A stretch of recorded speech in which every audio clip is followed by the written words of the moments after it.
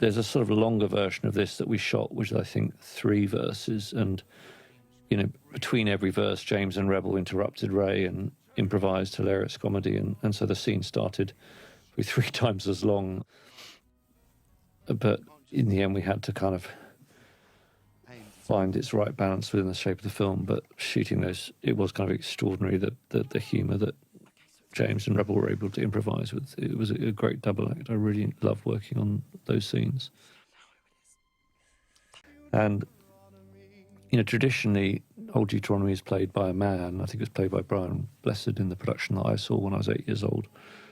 And I think that the regendering of Deuteronomy actually started when Andrew wondered whether Monkstrap could be gendered differently. And in the context of thinking about kind of gender stereotypes, I suddenly thought, why does the god of cats have to be a man? Surely in today's world, we could rethink that. And then I thought about Judy, because Judy famously was in the original cast of Cats. She was going to play Grisabella, so she was going to sing Memory in the very first production and play Jenny Anydots, and she broke her ankle a week before Curtain Up, and Trevor Nunn said, don't worry, you could still play Grisabella with a limp, and she soldiered on with her cast, and then one day, I think in previews, fell off the stage, and so Andrew, Trevor and Judy all agreed that it wasn't smart for her to carry on, and I think that's what led to Elaine Page being cast. So in a story of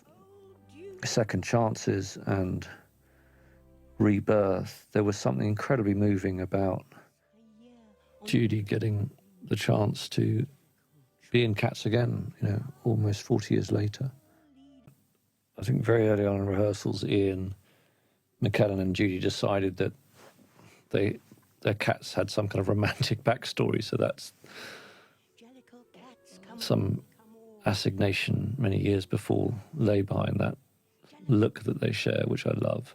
I mean, look at Laurie doing this lift. So Laurie Davidson's a brilliant, really talented young actor, but he's not a dancer, and the gusto with which he committed himself to dance training was amazing. I mean, he was going to bar class with Robbie Fairchild and Frankie Hayward, every day during rehearsal. So imagine having never danced ballet in your life, going to ballet class with 2 of the top ballet dancers in the world and kind of just trying to keep up. And he was, and the fact that he gets to dance with her and do a lift and do so well, it was amazing. And that's what I love about the film is you've got non-dancers who learn to dance, you've got dancers who've not acted, and not sung, who've learned to sing and act, or shown that they're already great at doing both. But the kind of way people moved out of the comfort zone of their key discipline into other disciplines for this film was really exciting. And this is Les Twins solo.